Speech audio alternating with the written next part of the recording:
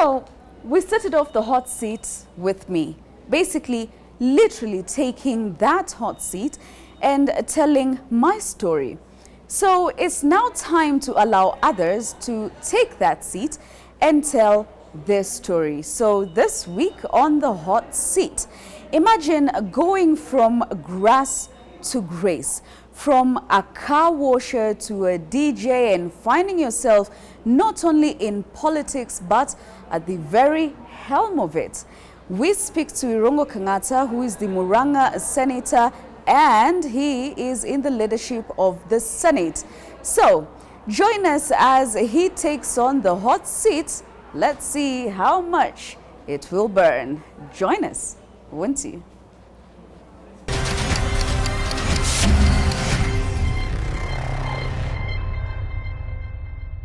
So tonight on the hot seat, we have Muranga Senator Irungu Kangata. Thank you so much for joining us. Thank you. On the hot seat. Thank you. Is it hot?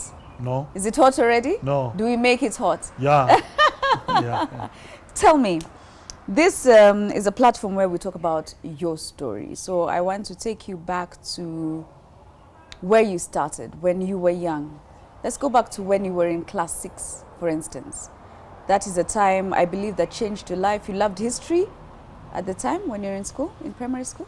Yeah, I was a very good student of history. In fact, I was one of the best students of history in my primary school. How did that chart your path in life? Definitely, it politicized me when I saw the injustice that has been visited for many years upon the black people. Of course, at study 6, you start reading about apartheid system, about slave trade, what you used to call the triangular trade of slavery, where black people are being taken away from Africa, taken to America, then other goods shipped to Europe, the so-called triangular trade. So that to me was very sad, and somehow it made me become a little bit militant politically. But you took that and you embraced it, and so to speak, it made you into who you are today. So take us through that journey. How did the young Irungu Kangata get that impact from as very young as primary school to where you are now, have that information in class 6? Well, it changed me in several ways. Number one, I think that's where my interest of music, the so-called reggae music, was embedded. And later on, that interest assisted me politically at a certain stage, particularly when I was suspended in the university because I became a DJ. And I gelled very well with the young people of Muranga. But you can see that spark started way back in study 6. But also, I became very interested in politics. So I started following people like Kenneth Matiba, as at that time he was detained, together with the late Charles Robia. Both of them were detained by the then government of Moi. I became very immersed in the agitation for multi-party democracy, notwithstanding I was a young boy. There were so many riots during that period, the so-called Sabasaba riots, and Muranga used to be the epicenter of those riots. So I recall how I would observe people closing their shops, demonstrating, and I would feel very much happy when I see the revolutionary zeal amongst the people of Muranga. We'll get to that, Mahesh. So you grew up in Muranga? Yes. Right? Yeah. And I like that you have mentioned, reggae music, and from as young as class 6. I don't think in class 6 I even knew what kind of music I wanted to listen to. But you have not hidden away from the fact that you are a reggae fanatic. How did that start? Like class 6, really? So I recall when I was growing up also, I was the 7th born, so my elder siblings were music fans. In a family of how many? 8. 8, okay. Yeah. So we started, so I started as a young child loving music. I was just loving all sorts of music. I recall when we were growing up, people like Pat Shange, Patshange, Chiku, yeah, and some American musicians like he was called Rick something, I think Rick Castro. Yeah, I recall a song when I was, I think, in class 4. There's a song I used to sing. You know what I'm feeling. I love you for the King Cadillac.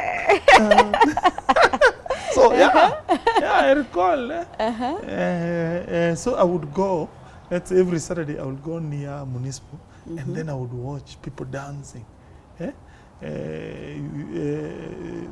There was a disco that was called Jack Disco. So I would go there and watch people dancing. And I would love music generally. But now when I reached 36, I did a little bit of a turn now to loving one genre as opposed to other genres. Which is reggae music. Yeah. I have, honestly, I have seen you, I have met you at reggae nights, right? But you are, I want to call it humility. You are this person who doesn't go specifically like to VIP tables. You don't go to the VIP section. And when there's a reggae night, you just, I've seen you coming in with like, you know, hizo makala za reggae, nini, and you come, you dance, you're fine. You don't put yourself in that I am a mheshimiwa position. Why? Let me tell you, in fact, I've mellowed. Because now I have a family. I'm now a public figure. So I'm more into, how do I say, I've become a conservative person. Because also age is catching up. It's catching up. So you're 40? Yeah, I'm now 40. But I can tell you, when I was a little bit young, I was more into such kind of music-oriented lifestyle. Best reggae artist for you? Peter Tosh and Bob. Peter Tosh, always. You have always said that. Peter Tosh. Why? Yeah, he sings very good songs. There's one song that is very inspirational to me. He talks about Africa, that I'm not going to give up till Africa and Africans are free. Then he says that Africa is the poorest place. It has the poorest race. But it's because the slave driver wants to oppress black people. So for him, he's going to continue fighting for the betterment of the African man. To me, that's a very positive message. Have you ever been in a position where people have just come out at you and said, "Ay, sasa umhesh ni aje bana.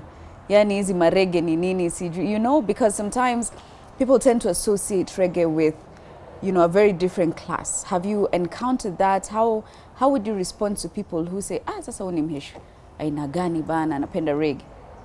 Yeah, of course, there's no doubt that we do have a negative stereotype surrounding fans of that genre. They are viewed as if they are people who have underachieved, people from a certain section of the society. But be that as it may, you have to live by that creed. Yeah. So reggae for life? Yeah. Reggae for life? Yeah. All right, let me take you back again now to school. So from primary school, you did very well. You went to high school. I take it you were a top scorer. Yeah. Scoring an A. Yeah. How was high school life for you? No, it was good. I went to Thika High School and I met several friends of mine. Of course, at times, I regret some of the things that I did in high school, particularly bullying. Bullying? Yeah, you were a bully? How do I say? It was part of the high school culture. At times, I remember, the kind of things we used to tell Form 1s to do, like tell them to sing. At the funny songs. Okani torera ne jokane jite negima noti kwenda kwa Form 4 nego koroka kwa joka. What does that mean? What does that mean? It's funny, the kind of things we used to tell Form 1s to do. But I think that's something, if I were to do again, I would definitely be on the forefront to fight against such kind of practices. Of course, it was very entrenched in Thika High School. I hope they no longer do such kind of things. But it was also good because in a way, I started the high school as a student who was not performing well. Form 1, Form 2, when you look at my grades, they were not good at all. Oh. Yeah, they were very poor. What happened there? From being know. very good in primary school to Yeah, Form 1, Form 2? Yeah, I somehow I became a person disinterested in reading. I thought maybe I can't grasp the concepts. I did not concentrate. But God is good. One day I was suspended from school. In high school? Yeah, because I started writing anonymous letters to the principal, complaining, hey, we need tea at 10, hey, there's corruption here, hey. So I wrote so many letters, until one day the school started investigating, who is this, who does this? Who writes the letters? Yeah, because I used to write and sneak them below headmaster's office. So every day the principal then was called Mr. Mutai. Whenever he would open his door, he would see letters. By the way, they were objective in a way, because I was just raising various issues that are affecting the people of the big high school students. But you know, he became a little bit defensive. So he took all those letters, they started, somehow I was captured one day. They realized the guy who has been writing. Then you got suspended. Yeah, just for but no, you know what I did? I recall, I would not sign off as Irungu, of course. So I would sign off as Kiboro. Oh. Yeah. So one day, the deputy came to our class and said, can Mr. Kiboro come for his check? Of course, I didn't go. But somehow, I don't know what I did, that they became suspicious. I'm the guy who writes these funny letters, raising various complaints. And they knew it was you.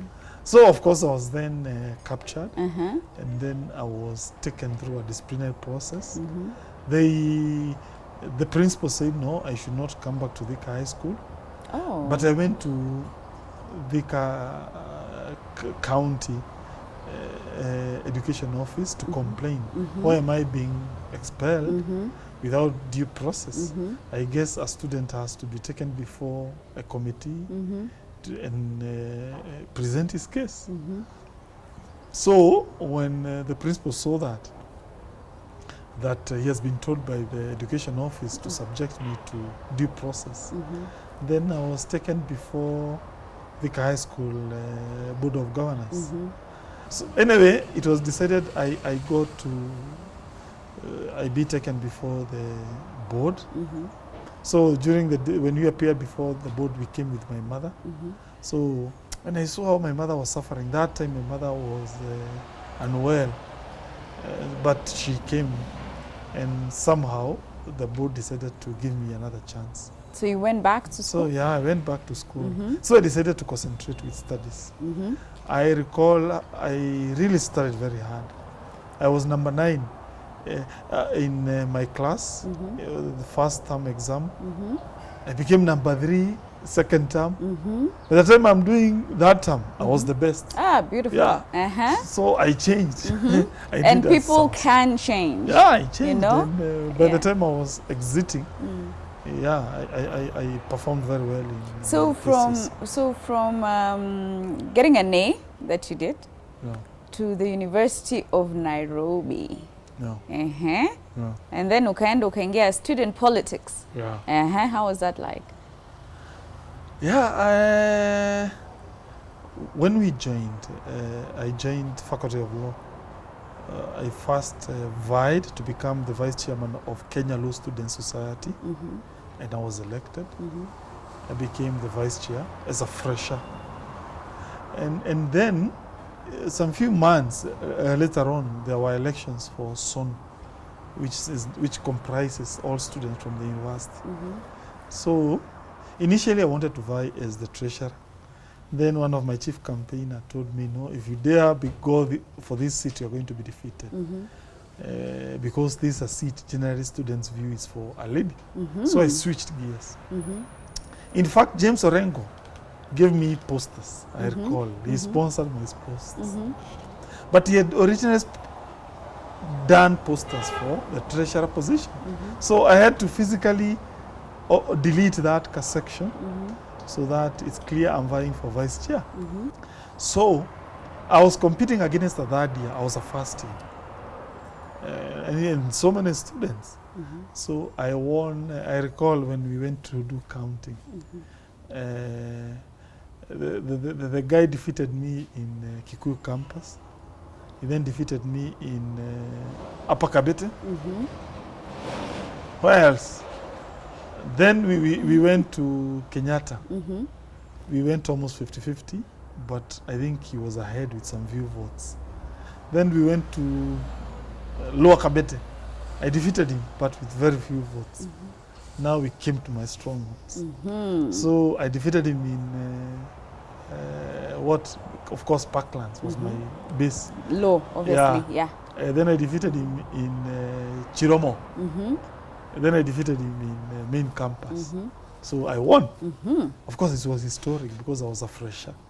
And then I became the vice chair of SONU. My chairman was my brother, David Ole Sankok. Then nominated the MP for Narok. Yes. He became the chair of SONU.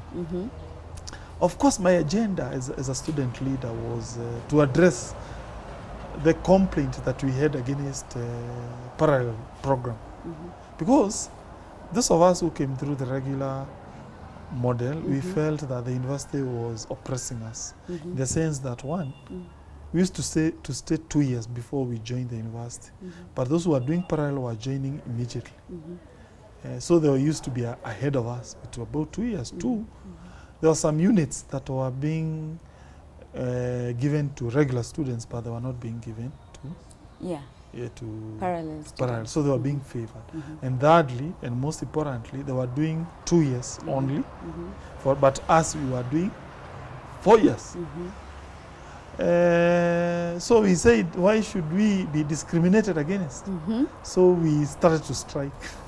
Protest everywhere. Yeah, we protested. So I recall one day, but me I advised Sankok, why can't we go to court and seek orders against the university? So we sued the university. So one day we came for the hearing of that case. Then chaos spilled over to Parliament. And I recall bodyguard of Sharif Nasser drew a gun. What? Yeah, he drew a gun and shot at some students. What? But they didn't die. Okay. But they were injured, including a friend of mine from Nyeri. Oh. Yeah. Then chaos spilled over to main campus. And the university was closed. Then we were summoned to appear before University Senate and we were suspended. We then went to High Court again to seek to nullify that decision. But the orders we got were what we call pike victory. On one hand, the university they said the process was unlawful, so they quashed those decisions. But they said we go back to the university for a fresh disciplinary process. So again, we went to the Court of Appeal seeking to stay that limb of that order. Although we got a stay in the Court of Appeal, but somehow it was interpreted as if it doesn't compel the university to readmit us. So we stayed in limbo. And so at that time, then I went back to Murang'a. I decided now, what do I do? And this is now in the year 2000. Yeah, we're right? in the year 2000. Yeah, and then from there now, you became what do we call them? What were kosha magari? Yeah, I became a car washer. A car washer. Yeah. By the way, when I was washing cars, that's how I got a nickname. A friend of mine called Maina Kayole called me Newt. So I became Newt. Then what does Newt mean for the sake of our audiences who do not come from Murang'a? For the sake of the people who don't come from Murang'a. No, well, the truth is, how do I put it? It's a funny story. It's a funny story. In this sense. Young people in my town, they used to know that I'm a fairly straight person when it comes to issues of ladies. Hey! Yeah. Smooth operator, people. Yeah. So they Smooth knew me. operator. I don't engage in such issues. Oh, really? Yeah. So one day, Uh-huh. Maina saw me with talking to a lady. So he said, "Oh, you have become a lavanyuto." So he said, "Oh, you have become a nyuto." You know, then we used to say those people who are into those things were malava. Yeah, my lover. So we used to call them malava nyuto. My lover knew too. Yeah. That's the phrase. Yeah, that's the phrase. So Maina Kayole said, "Oh, okay, Kangata have become a lavanyuto." Hey, mekuwa nyuto. But then the name stuck with you. Yeah, Why? it stuck with Now, me. then they started calling you Newton. Then I became like a music promoter or a Eish. DJ that time now. You actually became a DJ. That time And this now. is related to your love for reggae? Yeah, what happened during that time now, we started, I started coming to Nairobi.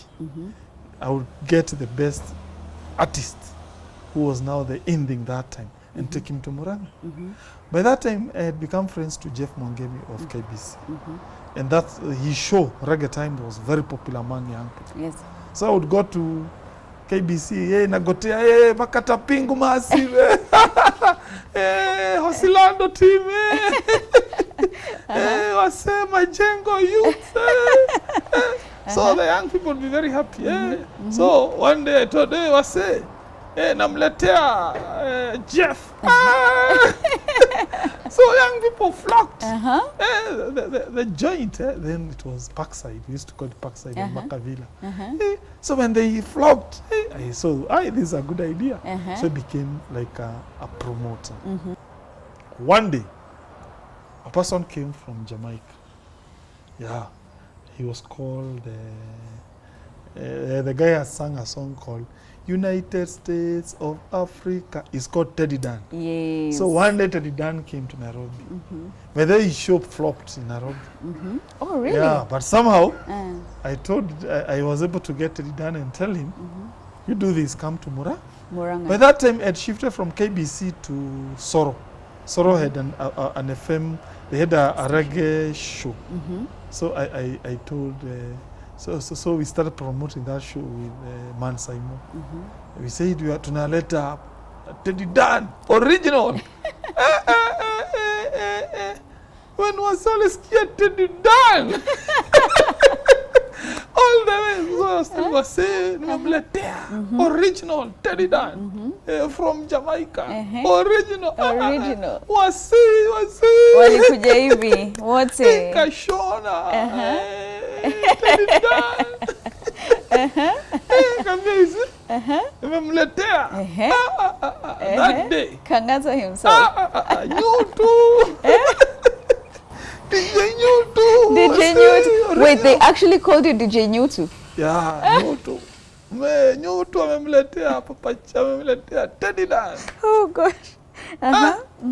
So that now, the young people now told me, now vie for councillor. So it came from them? Yeah, of course. It didn't come from you? No, they told me. You see, now, that time was May. You were heading to elections in December 2002. So that's how now the idea of vying for councillor came in. They said, you try.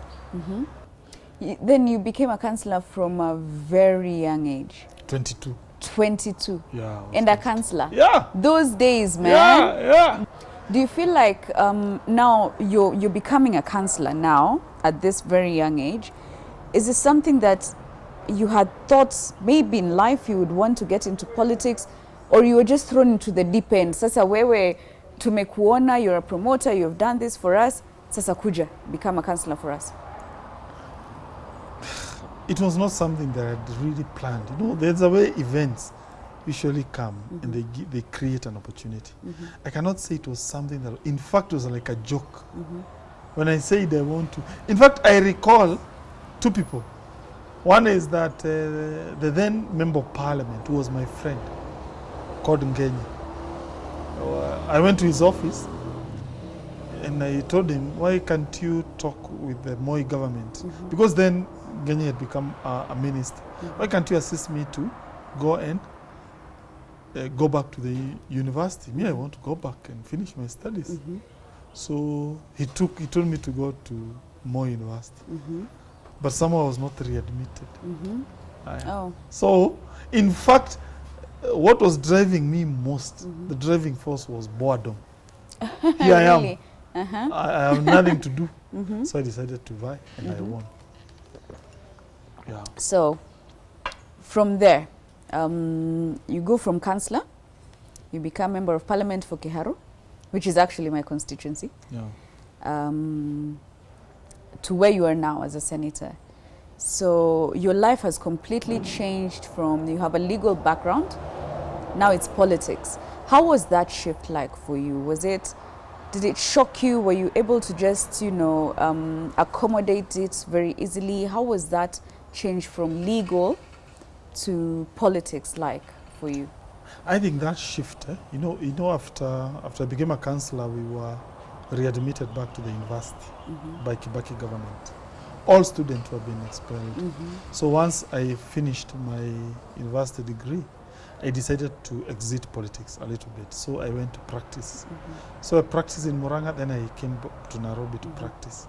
So then I started having these high-profile cases. Like Kerubo? Yeah, that's when I represented Kerubo.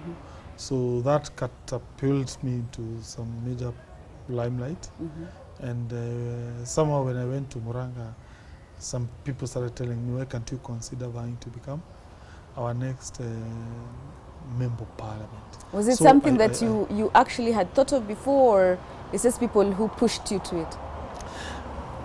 A good politician can easily know whether he's winning or not and what is the drift of the people. People will come and tell you in a very randomized manner.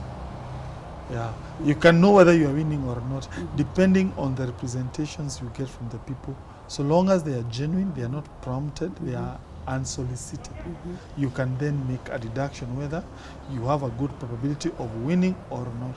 So based on that ability to aggregate requests, ability to pick out what people want, so long as they are telling you in a randomized manner, I think I was able to pick the cues from the people. And indeed it was true. When I decided to vie as a member of parliament, I was correct in my reading that indeed there was a chance, there was a gap. But then you've propelled all the way to Senate, and not just in the Senate, but the Senate leadership, right? How tough is it as a job for you? Like you wake up in the morning, you're like, oh wow, I'm going to Senate, but I'm Senate leadership. How do you deal with that? Let me say that I have consistently been in this work for a fairly long time now. So I have always known it's not a simple work. I think leading the public is always a tough work. So that is always clear to me. You're in the Senate now. And I want to take you to a conversation that we're currently having in this country, which is the standoff that you people have for the revenue allocation. So people back even in your county in Murang'a are wondering what exactly is happening. So what is happening with the county revenue allocation? Let me say that there is a formula that was instituted. It's called the first generation formula by the National Assembly, not by the Senate, which some people felt needs to be recasted to take into account some key factors that were ignored. It was done that in 2012. But then the first Senate did not address that issue at all. They came up with a second generation formula that failed to take into account some key concerns. Then we, the second Senate, we have decided, no, we need to address this issue. The issues that needs to be taken into account are, number one, the population census that was carried out in the year 2019 needs to be taken into account. So that at least those counties with large populations, you at least ensure they get adequate resources to be able to assist their people, but also giving justice to the so-called marginalized counties. So the people who I'm sure even right now don't understand what 1 man, 1 vote, 1 shilling means. What is that about? 1 man, 1 vote, 1 shilling. It is the idea that the resources of this country ought to take into account the people more than any other consideration. And therefore, as a result of that, counties with huge population like Nairobi, Kakamega, Kisii need adequate resources to be able to expand public functions. Yeah, that's the whole idea. But that does not mean you discriminate, under-resource, oppress the so-called historically marginalized counties. But Mheshimiwa, this is the 8th time that Senate is failing to pass this final motion. Like, are Kenyans going to have to keep waiting? You know, we have so much to deal with. Are you really holding the weight and the thoughts and concerns of Kenyans with you? Or is this just another argument that you're going to have every week in the Senate? For me, I think what has been happening in Senate is part of nation building, is part of building consensus. Of course, the best case scenario would have been we meet and make a decision as soon as possible. But I would agree and understand every senator has to ensure whatever is on the table benefits his or her people. You likened this issue to the BBI, and it didn't sit down well with some quarters. What was that about? Why liken it to the BBI process? I guess the reason we did that was strategic. We wanted support from our colleagues who support BBI, because remember, one clarion call for BBI has been 1 man, 1 shilling, 1 vote. So if they are true believers of that clarion call, fine, support our formula. This is BBI brought in advance. Yeah. So if indeed you mean BBI, then it means you support the formula. And I can tell you, we have received adequate support from handshake lovers. I think the opposition we are currently facing is not coming from the handshake angle, but from other quarters that we shall soon expose. Do you still, you shall soon expose. Yeah. Do you still stand by that position? No, because handshake has been very supportive of our cause. So why continue with that cause? For what reason? Yeah. All right. Now, from Senate leadership, what are we looking at as Irungu Kangata in 2022? Irungu Kangata nenda kutafuta ugavana ama what are we looking at? Surely you have a plan. You have a plan in mind. The plan that I have is the God's plan. Is God? No, I'll tell you. You are waiting on the Lord. No, I'll tell you what one German politician said at the turn of the 19th century. He said, when you get into a situation where there is a lot of confusion, you're supposed to lay low and you wait to hear the sound of the footsteps of God. So we're coming from International Youth Week, and there are concerns that there's only 7.7% representation of youth in Parliament. The youth of this country are really crying for change. As an individual, as a legislator, what do you think is your individual contribution to the change that the youth in this country are currently looking forward to? I'm still pushing some legislations in Senate that are going to assist the young people. In particular, I'm interested in coming up with ideas that can make labor market more flexible, particularly professional labor market. I'm trying to see whether we can unbundle various regulatory regimes that makes government the sole regulators of various sectors, so that you allow young people, particularly graduates, to become other forms of regulators. That's how you create employment. Particularly those who have done sciences. There's something that I'm doing that I know once, if it passes, will be very beneficial to the young people who have done courses related to sciences. I am also looking from the angle of assisting young people in terms of pushing government to reduce barriers of businesses. You know, Kenyan business environment is highly regulated. Let's say if you want to open a hotel, how many licenses do you require? You require NEMA, you require county government license, you require, I don't know, National Construction Authority.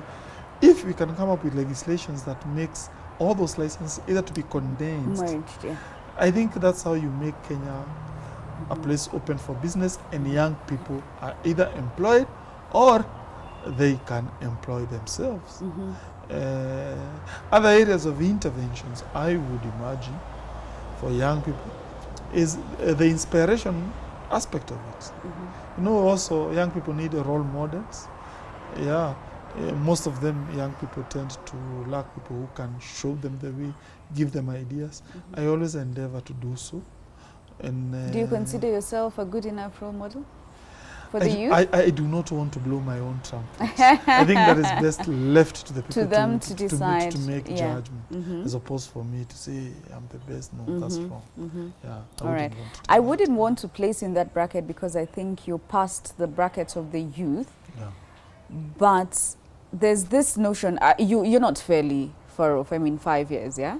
But there's this notion that you youthful legislators are all about the money, not the work. It's all about the money, the money, the money. Is this something that you believe is true from yourself, from your colleagues? No, I think it's not true. I know many young members of parliament who have done a very good job. But of course, I also know many young members of parliament who have not done a good job. To me, that ratio does not change because you are young or you are old. I think that's a constant fact. So therefore, I would say they have done a good job within the parameters or within the context through which they work.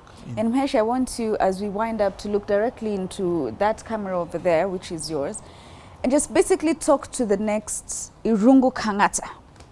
Somebody who's looking at you now and says, wow, I want, despite my situation or where I am in life, I want to be the next Keharo Member of Parliament and go to become a senator, go into the Senate leadership.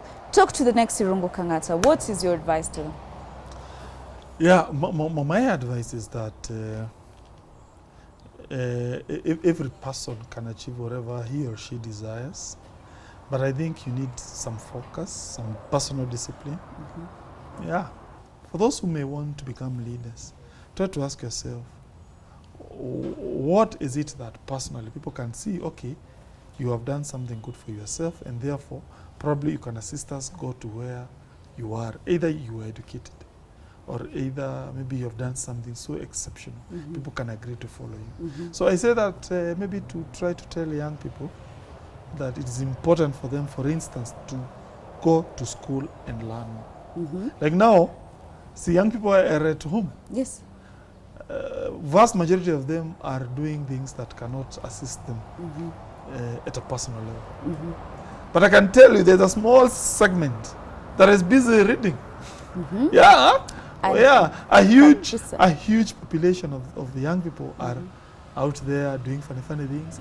But there is a small segment of those young people that is busy reading. Do you think their life outcomes will be the same?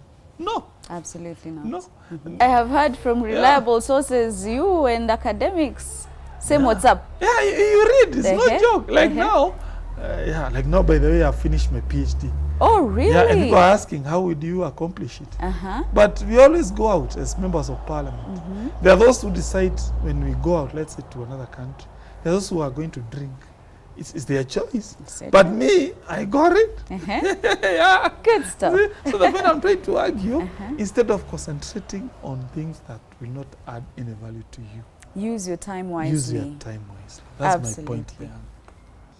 Meshimua, thank you so much for joining us on The Hot Seat. And as always, on The Hot Seat is where we tell your story, my story, any story, as long as at the end of the day, once we're done, you are inspired, you are informed, and you are educated. But as you have heard, especially in these times of COVID-19 and this pandemic, use your time wisely. Read, do something engaging, important, meaningful.